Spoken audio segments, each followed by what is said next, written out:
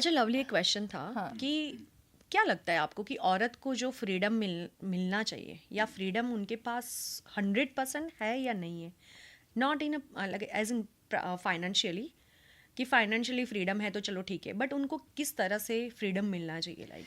देखो चाहे वो औरत हो चाहे आदमी हो, एक इंसान के लिए जो ज़्यादा ज़रूरी होता है वो होता है कि वो जो उसका मन चाह रहा है करने के लिए, चाहे वो उसकी ज़िंदगी में पढ़ाई को लेके हो, चाहे उसके करियर चॉइसेस को लेके हो, चाहे उसके ज़िंदगी में लाइफ पार्टनर को लेके हो, XYZ चीज़ों को लेके है, वो जो उसका मन चाह रहा है वो उसे करने दिया जाए। हाँ। जब आप अपनी अपनी ख्वाहिशें किसी और के ऊपर लादते हो, किसी और के ऊपर अपना बोझ डालते हो, तो इंसान परेशान होता है। हमारी दादियों ने जो चीज़ सही थी, जो चीज़ देखी थी, जिस तरह से वो बड़ी हुई थी अपनी ज़िंदगी में, उन्होंने वो चीज़ हमारी माँओं पे ला दी। ठीक है कि हमारे घर में तो ऐसा होता है, हमारे घर में बहुएं ऐसी रहती हैं, वैसे रहती हैं, आपको इतना पर्दा करना पड़ेगा, आपको घूंघट में रहना पड़ेगा, आप आदमियों के सामने नहीं जा सकती हो, मल्टीपल चीज़ें। आप अगर आदमी बैठा है तो आपको खाना बनाना है, वो आपको सब काम करने हैं, आप आदमी से ज़बान नहीं लड़ा सकती हो, मल्टीपल चीज़ें।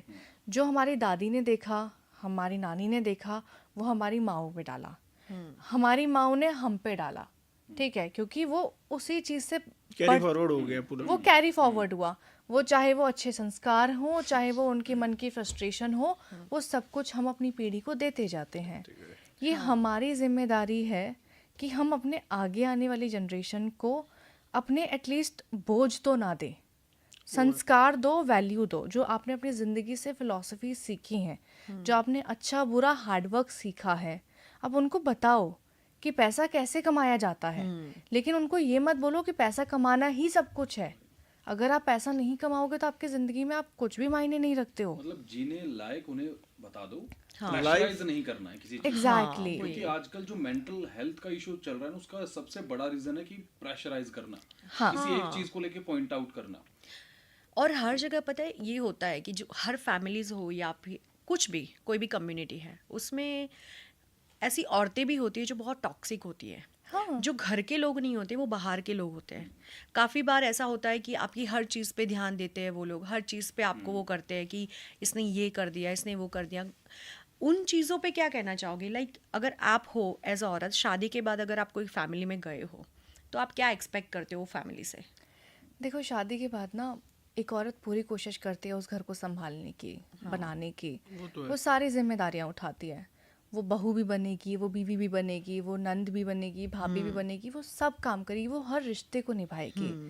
उस वक्त में उस फैमिली के लिए जो सबसे ज़्यादा इम्पॉर्टेंट है वो ये है कि अगर कोई ज़िंदगी में आपके में आया है एक नया मेंबर, तो उसको एज अ बहू ट्रीट ना किया जाए, हाँ, उसको एज अ बेटी रखा जाए, ऐसा अपना परिवार माना जाए।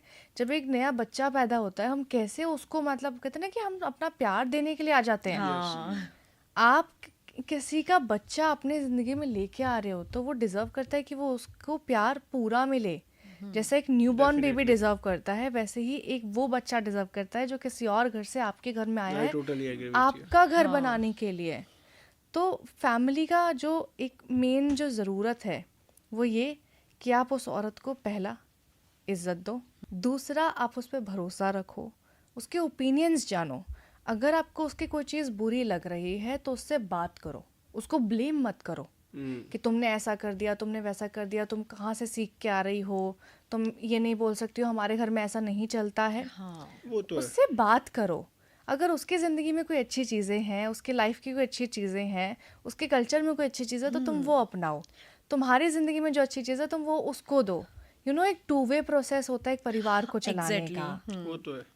उसमें क्या होता है कि एक लड़की पूरा उसका, देखो सबके घर का अलग अलग ट्रेडिशन होता है, सबके घर का अलग अलग Exactly. वो होता है, माहौल होता है। तो एक माहौल से दूसरे माहौल में एकदम से एडजस्ट होना बहुत टफ हो जाता टाइम तो है। लगता है उसमें। और बिल्कुल मुझे ये नहीं लगता लगता है है। कि सिर्फ औरतों का मतलब सिर्फ औरतें ही नहीं है जो सफ़र करती है। मुझे लगता है शादी के बाद मर्द भी बहुत सहन करते हैं। हाँ, बिल्कुल। बहुत सारी चीज़ों में उनको भी बैलेंस करना पड़ता है। वो बहुत सारी चीज़ों में वो वाइफ को भी संभालते हैं, वो अपने माँ बाप को भी संभालते हैं।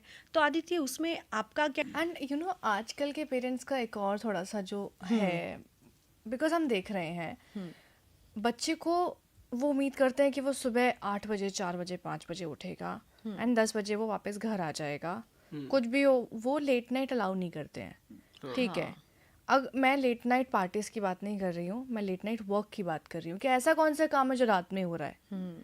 तो उनको ये समझना पड़ेगा कि जो आजकल की जनरेशन है वो बदल रही है। हाँ, हमारा वर्क का जो टाइमिंग है वो बदल रहा है। अब तो ऑफिसेज भी लेट खुलते हैं बिकॉज होते हैं, बहुत से आईटी कंपनीज भी है जो रात को ऑपरेट करते हैं। एग्जैक्टली सारे आईटीज कंपनी, आपके जो बीपीओज हैं, चाहे आप बड़े बड़े जो एमएनसीज हैं, उनमें अमेरिकन शिफ्ट चलती है, वो यूएस शिफ्ट में काम करते हैं।